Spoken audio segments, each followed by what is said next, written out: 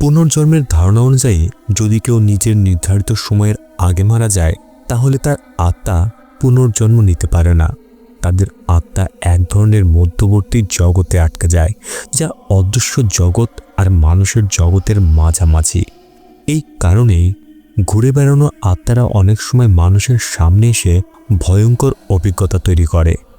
এমনই ভয়ঙ্কর একটি গল্প নিয়ে আবারও চলে এলাম।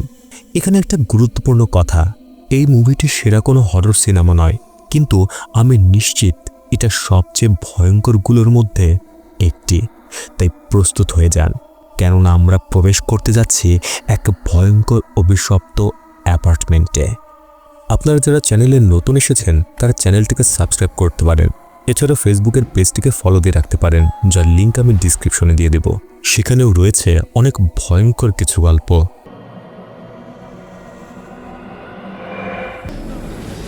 গল্প শুরু হয় একটি অ্যাপার্টমেন্ট থেকে। চেনুই তার মেয়ে শিয়াকে নিয়ে সেখানে থাকতে আসে। এখানে তাদের দেখা হয় অ্যাপার্টমেন্টের মালিক লিয়াংয়ের সঙ্গে।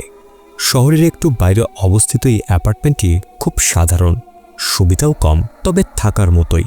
সৌভাগ্যবশত একটি ঘর খালি ছিল।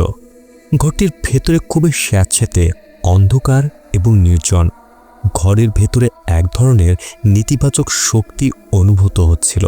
লিয়াং জানান এই ঘরটি অনেকদিন ধরে খালি পড়ে আছে, তাই ভেতরের জিনিসপত্র কিছুটা নোংরা ও পুরনো।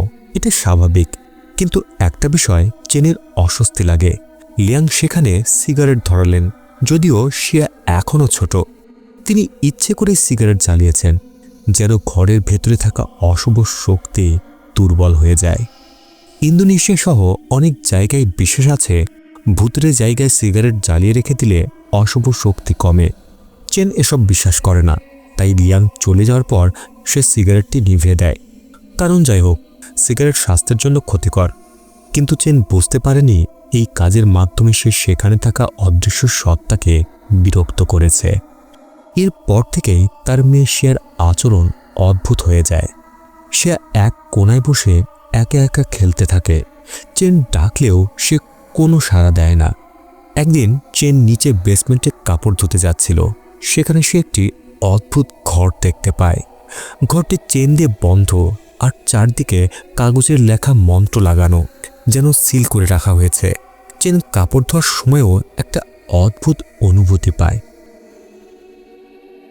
মনে হচ্ছিল কেউ যেন তাকে দেখছে। কিছুক্ষণ পর সেখানে এক মহিলা আসে। অ্যাপার্টমেন্টেরই একজন বাসিন্দা, নাম আগুয়ান। তারা পরিচিত হয়। আগুয়ান অবাক হয় যখন জানতে পারে চেন ষষ্ঠ তলায় থাকে। সে কিছুটা চিন্তিত হয়ে তাকে বলে সাবধানে থাকবে। এই কথা শুনে চেন ভাবতে থাকে ৬ তলার ঘরটায় আসলে কি সমস্যা। সত্যি সেই তলার পরিবেশটা অন্যরকম। হাড় কাঁপানো ঠান্ডা আর নীরবতার মাঝে পানির ফোঁটার শব্দ। সব মিলিয়ে জায়গাটা ভয়ানক অন্ধকারে ঢেকে থাকে। এদিকে শিয়া এখনো ঘরের কোনায় বসে থাকে। মনে হয় যেন কোনো এক অদৃশ্য আত্মা তার সঙ্গে খেলছে। অন্যদিকে আরেকটি অ্যাপার্টমেন্টে আদি নামের এক ছেলে খেলছিল। সে একটি বোতল দেখতে পায় এবং সেটি হাতে নেয়। হঠাৎ একটা শব্দ শোনা যায়। সে তাকিয়ে দেখে একজন মহিলা ওপরের তলা থেকে পড়ে গেছে। তার শরীর মারাত্মকভাবে ক্ষত হয়েছে, কিন্তু তবুও সে নড়াচড়া করছে। আদি চিৎকার না করে ভান করে যেন কিছুই দেখেনি। কেননা আদির বিশেষ ক্ষমতা ছিল, সে আশেপাশের অদৃশ্য আত্মাদেরও দেখতে পারে। সেখানে এক গুরু তাকে পরামর্শ দেয়, যদিও সে এসব দেখতে পারে তবুও নিজের নিরাপত্তার জন্য তাকে ভান করতে হবে যেন সে কিছুই দেখেনি। তার নাম হলো আমানসান। আমানসান আদিকে একটি চোখ ঢাকার কাপড় দেয় যেন তার অদৃশ্য আত্মা দেখার ক্ষমতা কিছুটা কমে যায়। তাদের কথাবার্তা থেকে আমরা বুঝতে পারি এই অ্যাপার্টমেন্ট সত্যিই খুব ভৌতিক। শোনা যায় অনেক মানুষ এখানে আত্মহত্যা করেছে ওপর থেকে লাফ দিয়ে, আর তাদের আত্মা সেই জায়গাতে আটকে গেছে যেখানে তারা মারা গিয়েছিল। আমানসান এসব ঘুরে বেড়ানো আত্মাকে তাড়াতে পারে না। সে শুধু চেষ্টা করে তাদের শান্ত রাখতে, যেন তারা বাসিন্দাদের ক্ষতি না করে। আদি তার দাদির সঙ্গে এই অ্যাপার্টমেন্টে থাকে নিচতলায়। তার দাদি একটি ছোট দোকান চালায়। যেখানে বাসিন্দাদের প্রয়োজনীয় জিনিসপত্র বিক্রি করা হয়। একদিন দাদি আদিকে বলে পানির গ্যালন পৌঁছে দিতে হবে 6 তলায় চেনওয়ের ঘরে, কিন্তু সেখানে গিয়ে আদি ভয় পেয়ে যায়। সে দেখে এক ভয়ঙ্কর আত্মা খেলছে, আর সেই আত্মার সঙ্গে খেলছে শিয়া।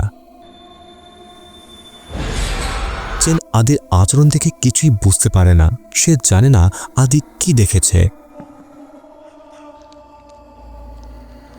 সেই রাতে চেন এক অদ্ভুত দুঃস্বপ্ন দেখে। সে দেখে পানির ভেতর থেকে এক ভয়ঙ্কর আত্মা বের হচ্ছে, যেন বোঝাতে চাচ্ছিল তাকে ডুবিয়ে মারা হয়েছিল। এরপর পানি খেতে রান্নাঘরে গেলে দেয়ালের ওপাশ থেকে অস্পষ্ট ঝগড়ার শব্দ শোনে সে। তেমন গুরুত্ব না দিয়ে সে আবার ঘুমিয়ে পড়ে, কিন্তু সে জানত না তার বিছানার নিচেই একটি ভয়ঙ্কর আত্মা লুকিয়েছিল। পরের দিন আবার সেই শব্দ শোনা যায়, এবার আরও স্পষ্ট, যেন কোনো মহিলাকে নির্যাতন করা হচ্ছে। শব্দ এত ভয়ঙ্কর ছিল যে চেন তার মেয়ের কান ঢেকে দেয়।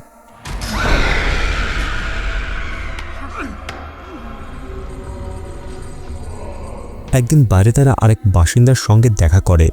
তিনি 6 তলাতেই থাকেন, ঠিক চেনের ঘরের সামনে। তিনি তার স্বামীর সঙ্গে থাকেন। এই ছোট্ট সাক্ষাৎ থেকে চেন বুঝতে পারে এই তলায় সে একা নয়। কিন্তু অদ্ভুত ঘটনাগুলো এখন আরও বেড়ে যায়। চেন অনুভব করতে থাকে আত্মারা তাকে বিরক্ত করছে। তার কানে ফিসফিস করে একটা শব্দ আসে, আমার শরীরে ঘুমিও না। প্রথমে সে ভাবে এটা একটা দুঃস্বপ্ন, কিন্তু স্বপ্নটা এত বাস্তব মনে হয় যে সে বিছানার নিচে তাকায় এবং দেখে বিছানায় রক্তের দাগ। চেন এই ঘটনা জানায় পামান শানকে এবং তাকে বলে সে বারবার দুঃস্বপ্নে বিরক্ত হচ্ছে। পামান শান একটি রিচুয়াল করে তাকে রক্ষা করার চেষ্টা করে। কিছুদিন পর লিয়াংয়ের কাছে একজন আসে এবং হঠাৎ তাকে আক্রমণ করে। কি ঘটেছিল স্পষ্ট নয়, কিন্তু লিয়াং রক্তাক্ত অবস্থায় পড়ে যায়। অন্যদিকে চেন তার ঘরের দেয়ালে অদ্ভুত কিছু অনুভব করে। মনে হয় দেয়ালের ভেতরে কিছু আছে। সে দেয়ালের খসে পড়া অংশ খুলে দেখে, ভেতরে অনেক অদ্ভুত লেখা ও প্রতীক আঁকা। পরে জানা যায় লিয়াংয়ের নাতি শিয়াওলিং এসেছে। সে জানায় লিয়াং এখন হাসপাতালে এবং সে তার জায়গায় দায়িত্ব নেবে। চেন তাকে দেয়ালের অদ্ভুত প্রতীকগুলোর কথা বলে। শিয়াওলিং জানায় এগুলো 6টি জীবনের জগতের প্রতীক, সম্ভবত আগের বাসিন্দা এঁকেছিল। সে আশ্বস্ত করে সব পরিষ্কার করে দেবে। কিন্তু যখন সে দেয়াল রং করে প্রতীকগুলো মুছতে শুরু করে, তখন হঠাৎ সেই বন্ধ দরজাটি কাঁপতে শুরু করে, যেন তার কাজের প্রতিক্রিয়া হচ্ছে। প্রতীকগুলো যত মুছতে থাকে ততই দরজার চেন ধীরে ধীরে নিজে থেকে খুলে যেতে থাকে। তারা বুঝতে পারেনি এই প্রতীকগুলো আসলে ছিল এক ধরনের সুরক্ষা বলয়, যা ওই আত্মাগুলোকে আটকে রেখেছিল। আর সেদিনের পর থেকে অ্যাপার্টমেন্টে আত্মাদের আক্রমণ আরও ভয়ঙ্করভাবে বাড়তে থাকে। চেন দেখতে পায় তার পেছনে একজন মহিলা দাঁড়িয়ে আছে, মলিন কাপড় পরা অবস্থায়। মহিলাটি চেনের প্রতিটি নড়াচড়া অনুসরণ করছে। চেন যখন পেছনে তাকায় তখন সে ভয়ঙ্কর সেই মহিলার মুখ দেখে আতঙ্কিত হয়ে পড়ে। মহিলাটি চিৎকার করতে করতে তার দিকে এগিয়ে আসে। কিছুক্ষণ পর চেন হঠাৎ ঘুম ভেঙে জেগে ওঠে। জানা যায় তাকে লিফটের ভেতরে অজ্ঞান অবস্থায় পাওয়া গিয়েছিল। ভাগ্য ভালো শিয়াওলিং তাকে খুঁজে পেয়ে আবার ঘরে নিয়ে আসে। চেন তখনও দুর্বল ছিল, তাই সে খেয়ালই করেনি তার মেয়ে শিয়া ঘর থেকে বের হয়ে গেছে।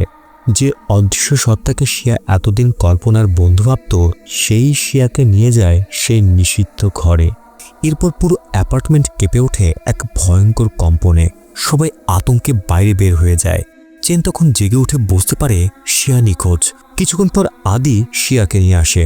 সে শিয়াকে একটি করিডোরে খুঁজে পেয়েছিল, কিন্তু ফিরে আসার পর শিয়া আর আগের মতো ছিল না। সে চেনকে চিনতেও পারছিল না, আর চেহারাও অদ্ভুত হয়ে গিয়েছিল।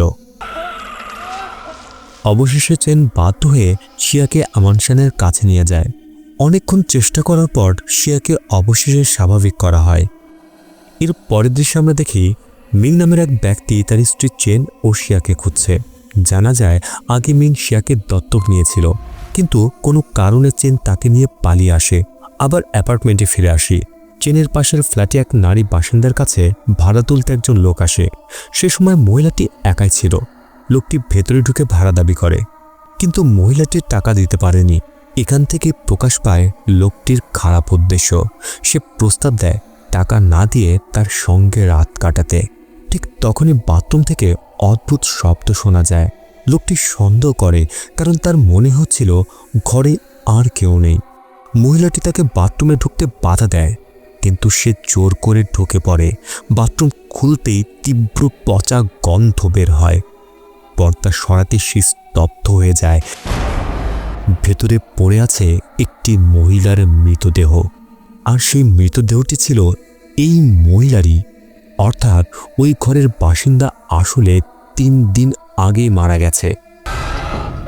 পরে জানা যায় মহিলাটি তার স্বামীর হাতে খুন হয়েছিল, আর তার স্বামীও পরে মারা যায়। কারণ এক অদৃশ্য শক্তি তাকে ওয়াশিং মেশিনের ভেতরে টেনে নেয়। এখন সেই ঘুরে বেড়ানো আত্মাদের ভয় আরও বাস্তব হয়ে ওঠে। আগে যে আমানসান এসব সামলাতো, সেও এখন আর পারছে না, কারণ এই শক্তিগুলো আগের চেয়ে অনেক বেশি ভয়ঙ্কর হয়ে উঠেছে। সে সবাইকে পরামর্শ দেয় এই অ্যাপার্টমেন্ট ছেড়ে চলে যেতে। ধীরে ধীরে অনেকেই চলে যায়, শুধু কয়েকজন থেকে যায়। চেন, শিয়া, আদি ও তার দাদি। চেন থাকে টাকার অভাবে, আর আদি ও তার দাদি দোকান ছাড়তে চায় না। কিন্তু পরে জানা যায় সব কিছুই ছিল সাজানো। এই ভয়ঙ্কর ঘটনাগুলোর পেছনে আসলে দাদির হাত ছিল। সে ইচ্ছে করেই এসব আত্মা বশে এনেছিল, যেন অ্যাপার্টমেন্টটি ভৌতিক হিসেবে পরিচিত হয় এবং কম দামে বিক্রি হয়। এর ফলে সে কম দামে অনেক ফ্ল্যাট কিনতে পারত। কিন্তু শেষ পর্যন্ত তার নিজেরই সর্বনাশ হয়, কেননা আত্মারা কারোর আপন নয়। দাদি নিজেই হার্ট অ্যাটাকে মারা যায় এই আত্মাদের ভয়ে। এদিকে একই সময়ে খবর ছড়িয়ে পড়ে বাইরে করোনা মহামারী ছড়িয়ে পড়েছে। সবাইকে ঘরে থাকার নির্দেশ দেওয়া হয়, কেউ বাইরে যেতে পারবে না। যারা অ্যাপার্টমেন্ট ছাড়ার কথা ভাবছিল তাদেরও বাধ্য হয়ে সেখানেই থাকতে হয়। এর মধ্যেই আরও একটি সমস্যা শুরু হয়। মিং অবশেষে চেন ও তার মেয়ের অবস্থান খুঁজে পায় ওই অ্যাপার্টমেন্টে, যার ফলে মিং এবং চেনের মধ্যে ভয়ঙ্কর ঝগড়া শুরু হয়। চেন শিয়াকে নিয়ে পালিয়েছিল, কারণ মিং আসলে শিয়াকে ব্যবহার করতে চেয়েছিল বিমার টাকা পাওয়ার জন্য। মিং জুয়া খেলে অনেক ঋণে ডুবে গিয়েছিল। এই কারণে চেন শিয়াকে তার কাছ থেকে দূরে নিয়ে যায়। অন্যদিকে চেন নিজেও ভালো মানুষ ছিল না, সে ছিল মাদকাসক্ত। তবে অন্তত সে এতটা নিষ্ঠুর ছিল না যে নিজের মেয়েকে বলি দেবে। ঠিক সেই সময় শিয়াওলিং এসে অসহায় চেনকে বাঁচায়। এদিকে কোয়ারেন্টাইনে থাকা লোকজনদের খাবার ফুরিয়ে যায়। তারা আদির দাদির দোকান লুট করতে শুরু করে। লুটপাটের মাঝেই হঠাৎ এক বৃদ্ধা মহিলার আত্মা দেখা দেয়, যে দেখতে ঠিক আদির দাদির মতো। সে মৃত অবস্থা থেকে ফিরে এসে ভয়ঙ্কর রূপ নেয় এবং উপস্থিত লোকদের মধ্যে একজন তার আক্রমণের শিকার হয়। ওদিকে চেন ও শিয়াকে শিয়াওলিং তাদের নিজের জায়গায় নিয়ে যায়। সেখানে চেন অনেক মৃত মানুষের ছবি দেখতে পায়, শুধু অন্যদের না, তার নিজের ও শিয়ার ছবিও সেখানে ছিল। এখানে একটি বড় সত্য প্রকাশ পায়। শিয়াওলিং অনেকদিন ধরেই তাদের নজরদারি করছিল। এরপর শিয়াওলিং নিজের আসল পরিচয় প্রকাশ করে। জানা যায় তার মাকে ছোটবেলায় লিয়ান দত্তক নিয়েছিল। পরে তার মা শিয়াওলিংকে জন্ম দেয়, কিন্তু ছোটবেলা থেকেই শিয়াওলিং ভয়ঙ্কর নির্যাতনের শিকার হয়। লিয়ান তাকে কখনই পরিবারের সদস্য হিসেবে মেনে নেয়নি। শৈশবের এই নির্যাতন তাকে প্রতিশোধ পরায়ণ করে তোলে। ধীরে ধীরে সে এক সাইকোপ্যাথে পরিণত হয়। অনেক বছর পর সে ফিরে আসে প্রতিশোধ নিতে এবং লিয়াংকে হত্যা করে। শুধু তাই নয়, অ্যাপার্টমেন্টের অনেক বাসিন্দাকেও সে হত্যা করেছে, বিশেষ করে শিশুদের। সব কিছুই তার শৈশবের যন্ত্রণার প্রতিশোধ। সে বিশ্বাস করত সব শিশুরই তার মতো কষ্ট পাওয়া উচিত। এই সময় চেন সুযোগ পেয়ে একটি বোতল দিয়ে শিয়াওলিংকে আঘাত করে এবং শিয়াকে পালাতে বলে, কিন্তু দুর্বল হওয়ার কারণে সে বেশিক্ষণ লড়াই করতে পারেনি। ক্রমেই সে জ্ঞান হারায়। অচেতন অবস্থায় চেনকে টেনে ছাদে নিয়ে যাওয়া হয় এবং একটি পানির ট্যাঙ্কের ভেতরে ফেলে দেয়। ভেতরে সে দেখে ট্যাঙ্কটি মৃতদেহে ভরা, অর্থাৎ খুন করার পরে সব মৃতদেহ সেখানেই লুকোনো ছিল। এদিকে শিয়াওলিংয়ের সামনে তার মায়ের আত্মা উপস্থিত হয়। জানা যায় তার মা এই অ্যাপার্টমেন্ট থেকেই লাফ দিয়ে আত্মহত্যা করেছিল। এ সময় আমরা অতীতের একটি দৃশ্য দেখি, যেখানে মা চেয়েছিল শিয়াওলিংকে সঙ্গে নিয়ে মরতে, কিন্তু শিয়াওলিং বেঁচে যায়। এই কারণে সে নিজের মাকেও ঘৃণা করত।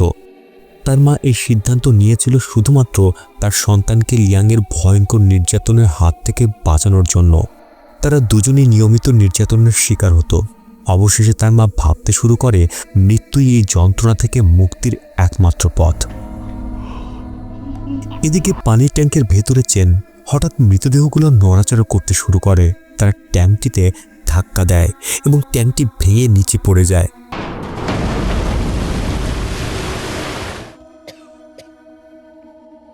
অ্যাপার্টমেন্টে তখন সম্পূর্ণ বিশৃঙ্খলা তৈরি হয়।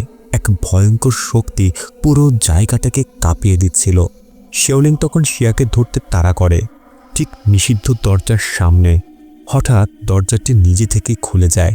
এই সময় আরও একটি সত্য প্রকাশ পায়। যখন শিয়াওলিং ছোট ছিল এবং তার মায়ের সঙ্গে ছাদে ছিল,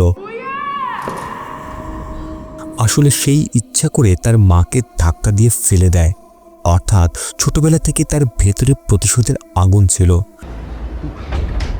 চেন সেখানে পৌঁছে যায়। ঠিক তখনই শিয়াওলিংকে সেই রহস্যময় দরজার ভেতর থেকে এক অদ্ভুত শক্তি টেনে নেয়।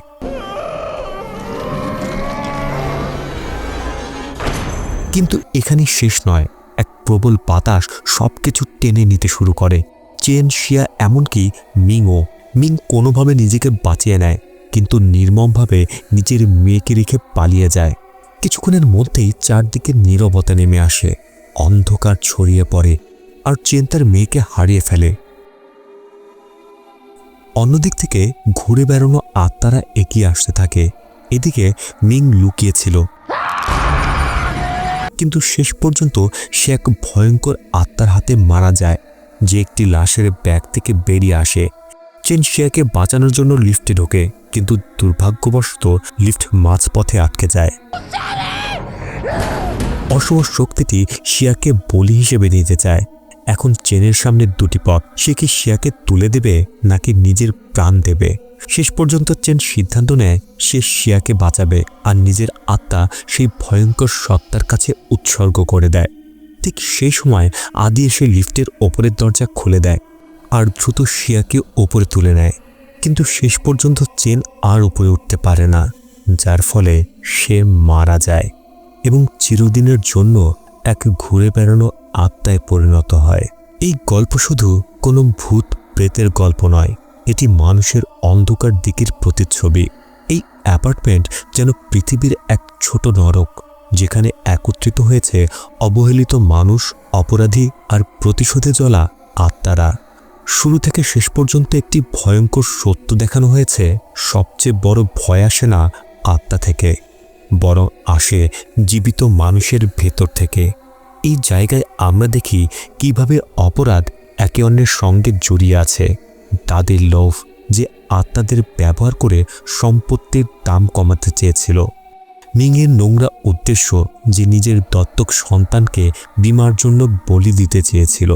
আর শিয়াওলিংয়ের ভয়ঙ্কর অতীত, যা তাকে এক রক্তপিপাসু সাইকোপ্যাথে পরিণত করেছে। অ্যাপার্টমেন্টের আত্মাগুলো আসলে শেষ পর্যন্ত কর্মফলের বিচারক। তারা নিষ্ঠুর মানুষদের শাস্তি দেয় সবচেয়ে ভয়ঙ্কর উপায়ে। এই ভবনটি যেন নীরব সাক্ষী, যেখানে প্রমাণিত হয় মানুষের নিষ্ঠুরতা যে কোনো আত্মার চেয়েও ভয়ঙ্কর। গল্পটি কেমন লাগলো তা অবশ্যই কমেন্টে লিখে জানাবেন, আর চ্যানেলটিকে সাবস্ক্রাইব করতে ভুলবেন না। আজকের মতো এতটুকুই।